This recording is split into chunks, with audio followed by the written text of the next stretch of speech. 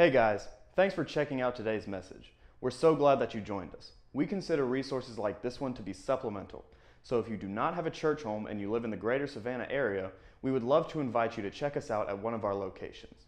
If you were blessed by today's message and you would like to invest in the life and ministry of City Church, you can do so by visiting citychurch.life and clicking Give. Our prayer is that you will be blessed and encouraged today as we dive into our Father's Day special.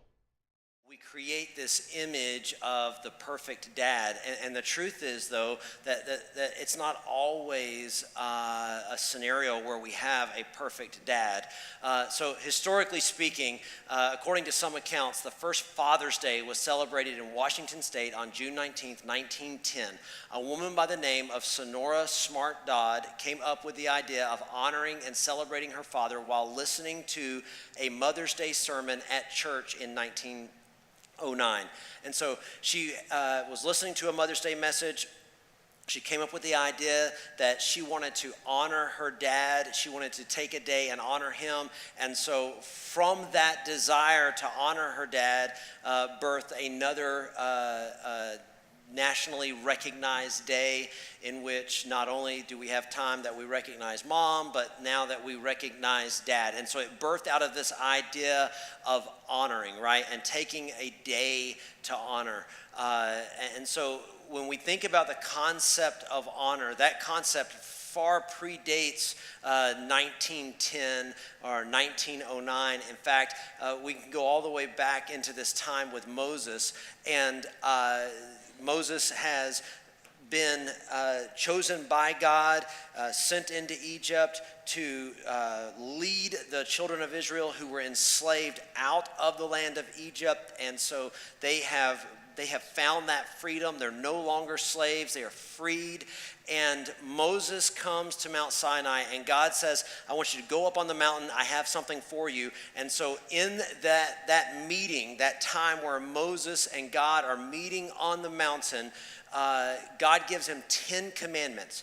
And these 10 commandments, he writes them in stone, right? And so if you've kind of seen some of the imagery throughout time, Moses is carrying these giant stones, and on the stones are written the 10 commandments. And these 10 commandments were not the first of 10 rules that God had because he was trying to put his thumb down on the children of Israel. God understood that for hundreds and hundreds of years, the children of Israel had grown up in a land that was not their own, that for generations they had been slaves. And so everybody that had come out of Egypt, all of the men and women and children that were at the base of the mountain waiting on Moses to come back down, every one of them had been raised in an Egyptian culture, right? So they had Egyptian views of who God was. They had Egyptian views of how to do life. And God was saying this when he said, look, you go with these 10 commandments. This is a roadmap for living a better life than the life they've been introduced to. And this is a shift that we have to get inside of our heads. We have to get this inside of our minds that God is all about us living better lives. We've been talking about this for weeks here as we've been getting into the facility. John 10:10, the enemy comes to steal, kill, and destroy. I came that they may have life to the fullest. So Jesus' personal mission statement was that the people of earth would have a better way to live. God was all about this idea of a better way to live. These 10 commandments were about you discovering a way, an alternative way to live life that is better than the way of slavery, a way that is different from that the captors have instructed you to live. And in the midst of these 10, right? In the midst of these 10, these are the 10 most important things. If you want your life to experience goodness, if you want to experience value in your life, and it's going to be broke down to 10. Jesus breaks it down to 2, right? Love the Lord your God with all your heart, mind, and soul, and love your neighbor as yourself. He says, if we're going to break it down to 2, this is where we're going to do it. But if we're going to expand it into 10, right? He comes here, and in Exodus 20, verse 12, he says, honor your father and your mother, that your days may be long in the land that the Lord your God is giving you.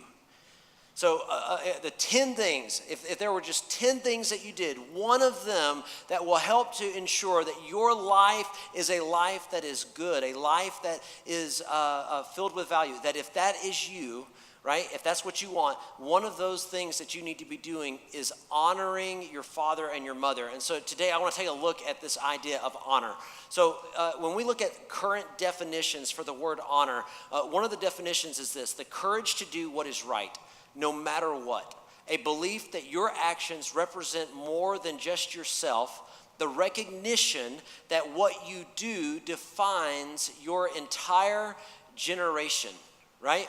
So we have this picture of it, and then another definition is that it's a combination of self-respect and a good reputation based on the ability to tell the truth, defend those less fortunate or are weaker than you, and an instinctual knowledge of right and wrong. All of this culminating in the person who is completely trustworthy and above reproach. The problem here with these definitions that we find in our modern language is that they really are nothing more than the same definition we would use for the word integrity.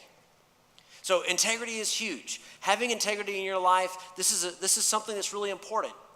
You need to be a person of high integrity, right? But the word integrity has not always translated out the same way that honor has translated out. So up until 30 years ago, honor had a completely different definition. And so as you begin to kind of research honor, you begin to find that there are all these kind of fractured definitions that exist out there. Because we have begun to pull honor into something that is more self-defined than publicly defined. And so I want to take a look at honor in the context of thousands of years of understanding versus current and modern understanding, okay? So honor, first definition I'd like to kind of consider is that it's the exchange of mutual respect within an exclusive group of equals. All right, so the idea here of honor, okay, is about mutual respect, not worldwide, okay, but from just within a specific group of people that are considered to be equals among each other. So honor was not recognized simply because an individual participated. And this is really important for us to think about, because current culture is that we have this mindset and idea of what I call the participation award, right? Nobody loses, everybody wins. And somewhere along the way, we've been convinced that this is really healthy and good for people, that our children don't need to know what defeat looks like. Our children don't need to know what loss feels like. And so we have ended up with a portion of our community, and I'll try not to stereotype everybody into this, because I know that these things become hot topics, but we have a portion at the very least of our population that have a mindset of entitlement like we've never seen in history before, because their whole lives they've been told you can do whatever you want to do, nobody can ever tell you no, you'll never lose, you're always a winner, and then you show up and you actually are responsible for yourself in an environment that's competitive, and it doesn't work that way, and you kind of like, your whole world comes crashing down, right? So we create kind of a safety net for somebody to be raised up in, but not for them to thrive as an adult with any level of independence in. So honor was never recognized simply because an individual participated. You see, honor was earned by a person. Honor was about equality among people. And so I think that we could probably all come to a really easy grip on the fact that this was a struggle for society from the very beginning, right? To identify the need for everybody to have the opportunity for equality.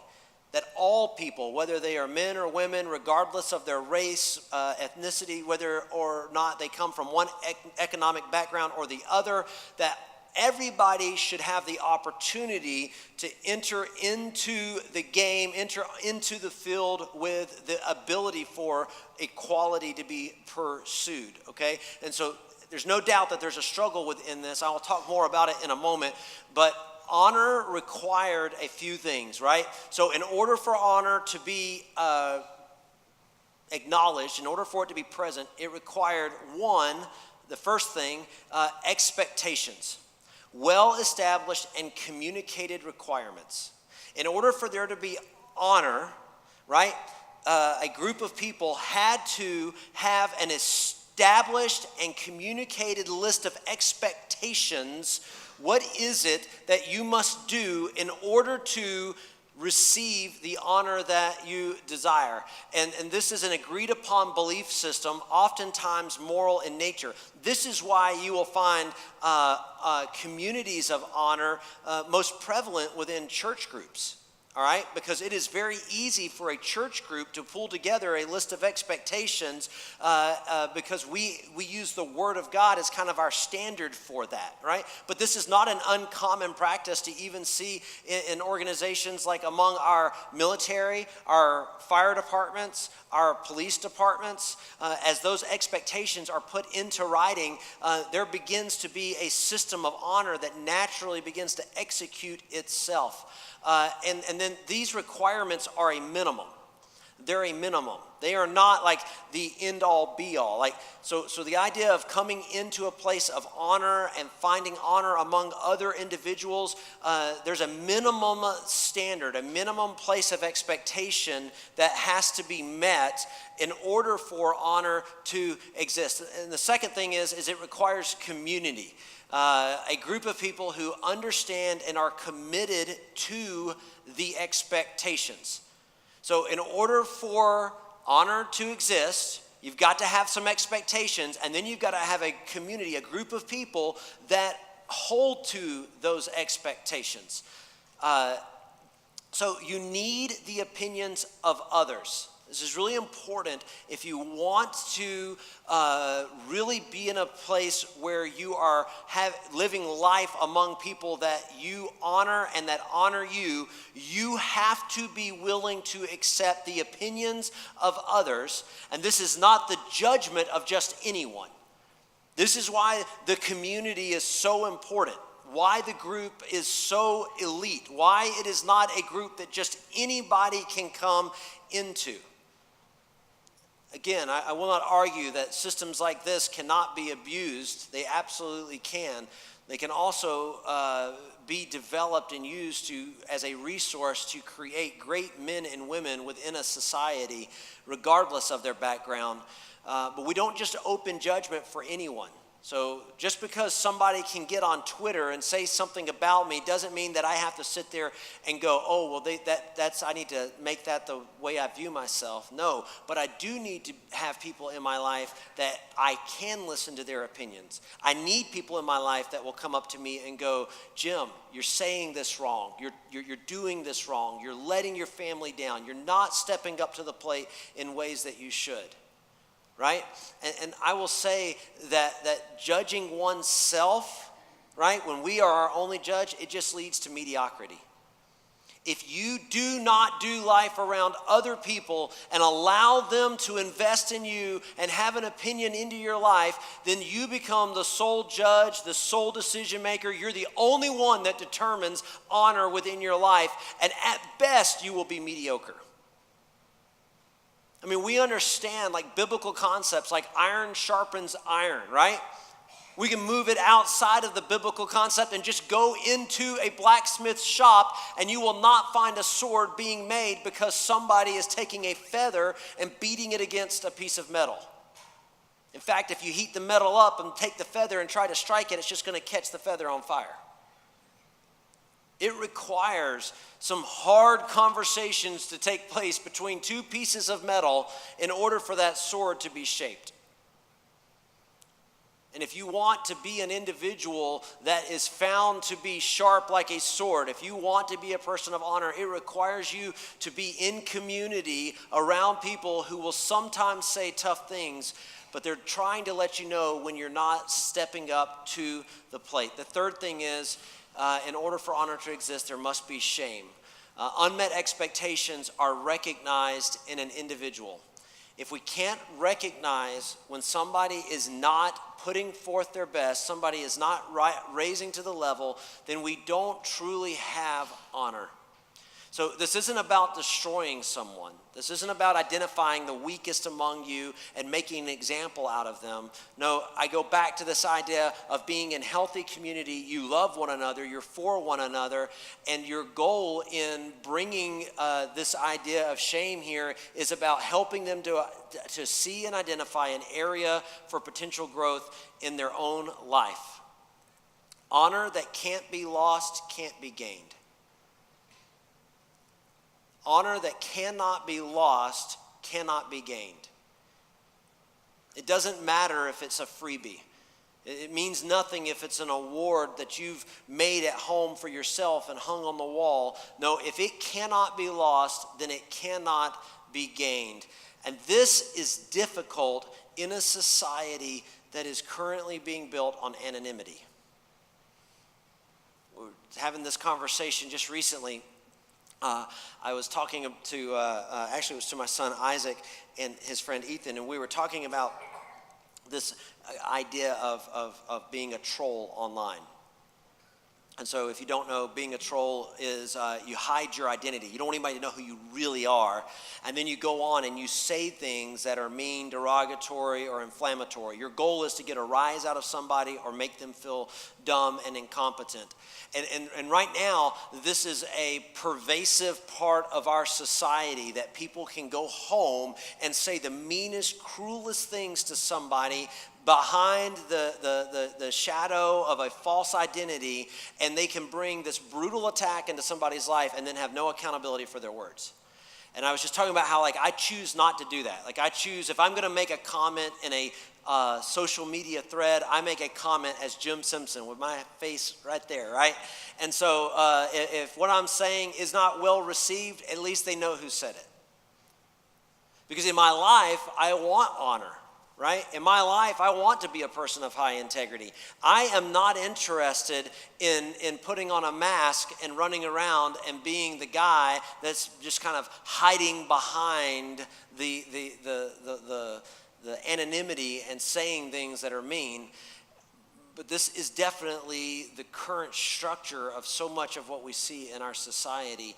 And it leads to an increase of anxiety among young people, depression among young people, because they face more and more now negativity than they've ever faced in their lives. And they face negativity from a group of people that are outside of their community group, outside of a community that also shows love and compassion, that also helps to meet their needs. And so they encounter people who exclusively are negative and mean to them and never have anything good to say. And so I'm not an advocate for this type of shame. I believe that we should be in community and we should be ready to hear the opinions of people that we know love us, value us, and want to see us succeed. And sometimes we have to be ready to hear hard things and we have to be ready to say difficult things. So, honor is all or nothing. There's no middle ground. When we look at this concept of honor throughout the ages, honor has existed in its entirety or not at all. Somebody wasn't mostly honorable. An individual was honorable because they met the minimum expectations for honor at the time. Think about two football teams, right? All right? So you have a football team and you've tried out, you get on the team, and getting on the team, there's a list of minimum expectations, right? You're going to have to meet some type of physical minimum standard. You're going to have to be compatible with the team. And then once you're on the team, you've got to show up on time. You've got to be a part of the practices. You've got to give it your very best, right? And as long as you can continue to perform at that minimum level, right, you are then a part of the team. It's when you start showing up late, missing your workouts, and beginning to underperform. Underperform from where people know you have the capacity and the ability to perform. Instead, you've been out all night partying, and so you're showing up hungover, and now you're not able to perform. It is at this point that you begin to lose honor among your teammates, right? It's at this place that the captain, the coach, that the team leader then might have something to say to you about whether or not you continue on the team. And if the coach doesn't make you quit, your teammates will. This is why these teams, it's so important for them to be so cohesive and work together and hold each other accountable, because they cannot afford to show up on the field and be disconnected. They need a team of teammates that are showing up, ready to fight, have their back, willing to give it their all, and they all want to win.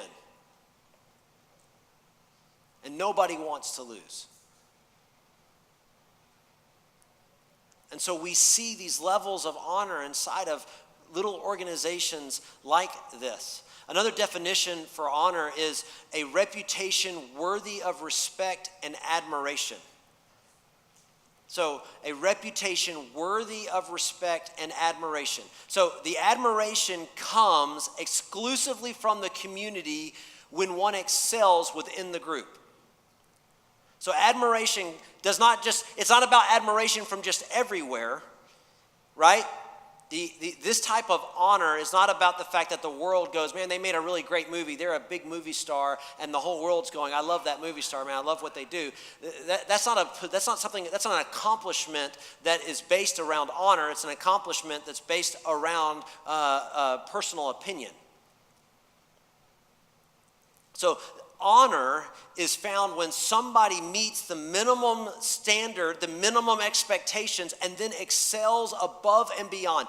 They go further than what was expected. And within the group, they begin to receive the admiration of their teammates. They begin to receive the admiration of the people that they do life with. Now, let's go back to Exodus 20, verse 12, and think about honor in some of these terms, right? So, honor your father and your mother, that your days may be long in the land that the Lord your God is giving you.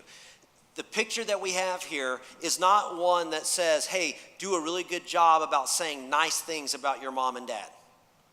Be careful when you say bad things. Just say nice things about them. Do right by them. You see, that would be about having integrity among them. But literally, when we go back and we look at this in the Hebrew, we have a picture that is painted for us of figuring out a way to do life with them in mutual respect.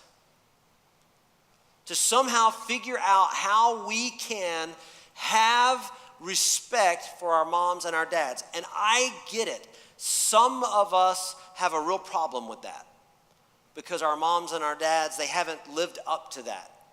Dad hasn't been that person that you believe deserves mutual respect. But remember this, there's two types of honor there. There's mutual respect and there's admiration. And so the picture here is not that at its base minimum we give admiration to mom and dad, that we try to put them on a pedestal and say, oh, they're so great. That's not an expectation. The expectation from Scripture is that we figure out how it is that we can have some type of respect for who they are. And so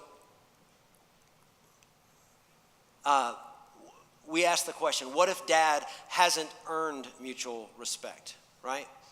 What if dad hasn't done the things? You know, Pastor Jim, you were just saying that dad has to show up and he has to meet the minimum expectations. And what if dad hasn't earned admiration?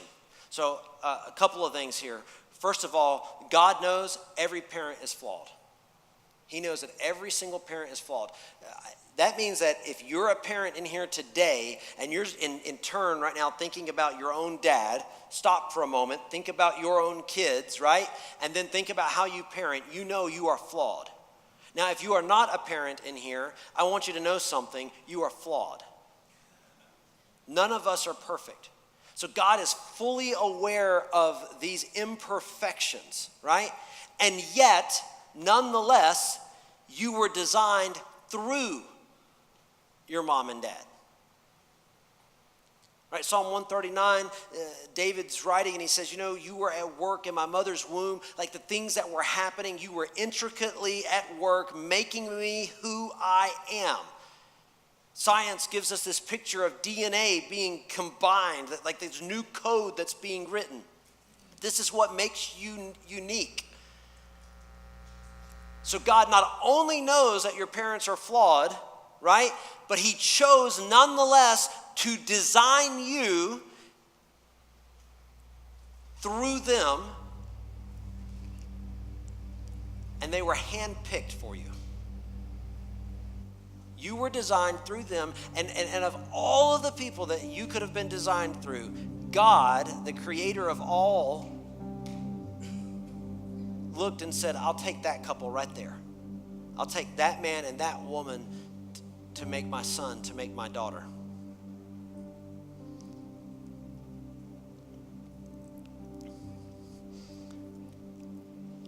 You see, you receive the benefit when you fill the void.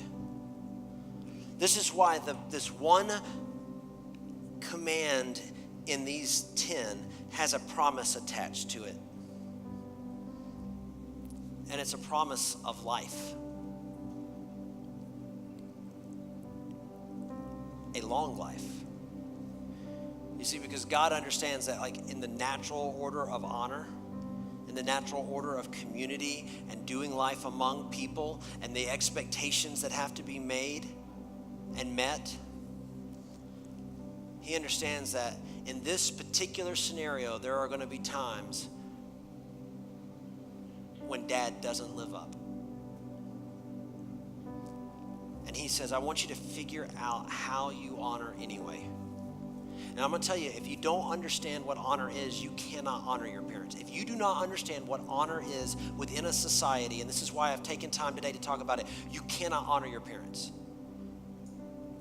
If you do not come to terms, if you do not come to grips with exactly what honor looks like and how honor operates within a society and within a group of people, and who are the people that you honor and who are the people that honor you, and how does that look? You can't honor your mom and dad.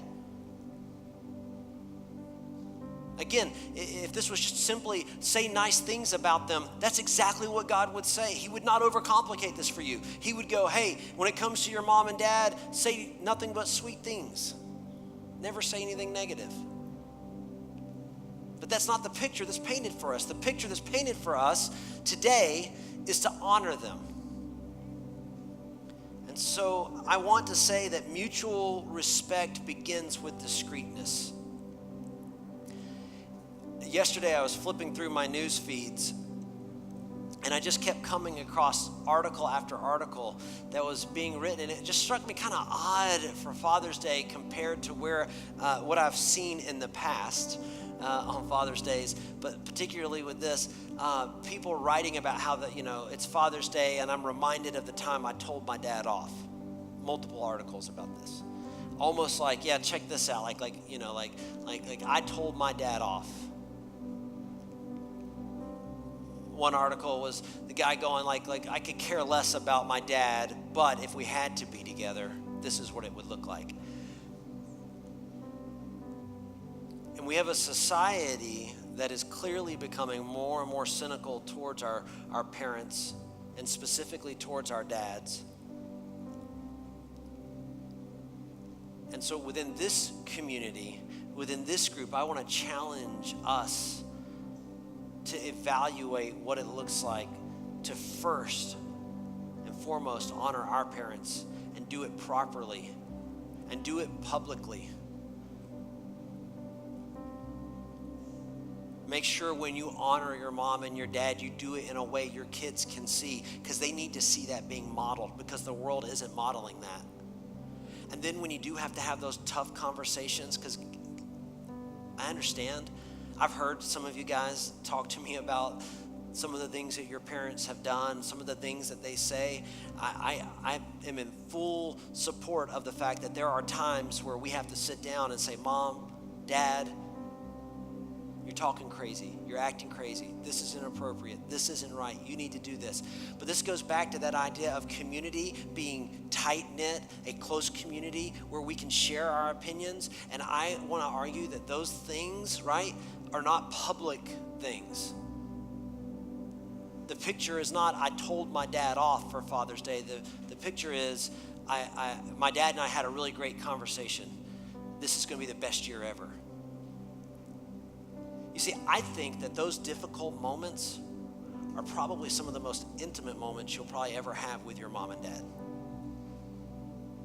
Those moments where you begin to kind of step into your own identity and you try to have a conversation that helps you come to some middle ground. Those are some really beautiful moments, and they shouldn't be seen as dirty, nasty things. They should be seen as a part of maturing and growing and living life. And I would never take a moment of intimacy with my wife and put that on as a public display for all to see what type of person that I am. And I would encourage you, when it comes to those moments with your mom and with your dad, that you would operate the same way. Sometimes family business needs to be family business. It's good for the family to know that we're having these conversations, but it's not for the world to know. And that is where honor begins to be its most prevalent. Is inside of the honor group, the honor community, the group. And so you'll be a part of a bunch of different groups. This group right here, the church, this is an honor group that hopefully we do life together in a way that we build mutual respect, and ultimately some of us will meet and exceed that mutual respect for admiration, and we will say there is honor among the people that attend this church. But I hope and pray that you will find other groups for honor and praise in your life, most specifically in your own home with your own family. So remember, if you are blessed with a family, your sons and daughters will face this themselves. You play a major role in how difficult it is for them. Because today you may be going, it's Father's Day, and you might have some dread in the conversation with dad. But remember, you're setting standards for where your children, when they're your age, will react and respond. I tell you, I would not want to know that my kids one day were dreading calling me. That my son was having a conversation with his wife going, I just don't want to talk to him today. I just want to be a better man than that up front. I want to be in front of it. I want to help him to be a better man. I want my little girl to be a better woman. And I believe that as we do this, even if it's just a small portion of culture, we will begin to see a tide, a shift, a change that takes place as our children become adults and our grandchildren come into this world. Let's stand to our feet. So for the men today, this is our second year to do this. We want to invite you into this community. We want to invite you into this idea of camaraderie and this idea of conversation and rational discourse. We want to invite you into a place of community that's more than just like I show up on Sunday morning, but instead I'm a part of a group of men that will help to hold me accountable. And so we have developed something that we call the man card. We play off of that joke, like, you've lost your man card. And so we actually have made physical man cards. And so last year you might have received one if you were with us. And this year we have new ones. And these are going to be available for you as you are leaving today. So there's 4 different man cards out there. We kind of diversified it this year to kind of add a unique flair. They have a verse on them to encourage you.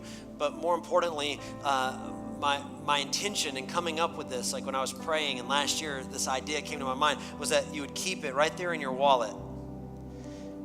And that in that moment when you're being a punk, because if you're like me, there's going to be a moment where you're being a punk. And maybe you're in good enough relationship where your wife can say, can I borrow your wallet? I need to take your man card. Now maybe you're not. Maybe that pushes you over the top. And maybe what happens is that you, in that moment of being a punk, have to pay for something, and you keep that man card right where you see it, and it's a reminder to you that being a man is a privilege, not a right. Being born was a right. Being a boy is a right. Stepping into manhood, you're going to have to choose to do that. If you're going to be a man, you're going to have to choose to be a man.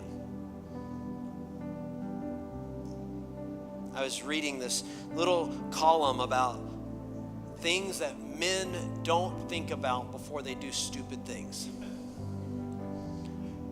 They don't think, how will my kids tell this story one day? How will my son describe this affair? How will my daughter describe the woman that I ran off with?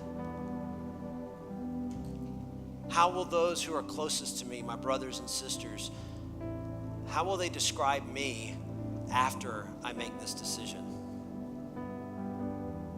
Human nature pushes all that to the side. Men, we get focus-driven, goal-driven, and it's like tunnel vision. And we need to be in community with people that will yank us out of the tunnel sometimes.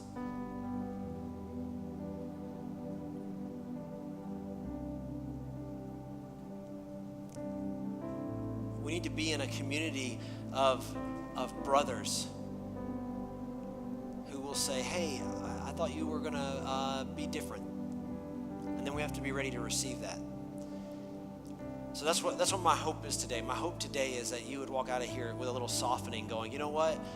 I'm gonna step into this idea of community and brotherhood, and I'm gonna start figuring out how I get involved, how I start doing life around a group of guys that won't put up with my nonsense, so that in 20 years, my kids, they're telling some pretty awesome stories. So that in 40 and 50 years, my grandkids have something awesome to say about their family because of the way that I've done life.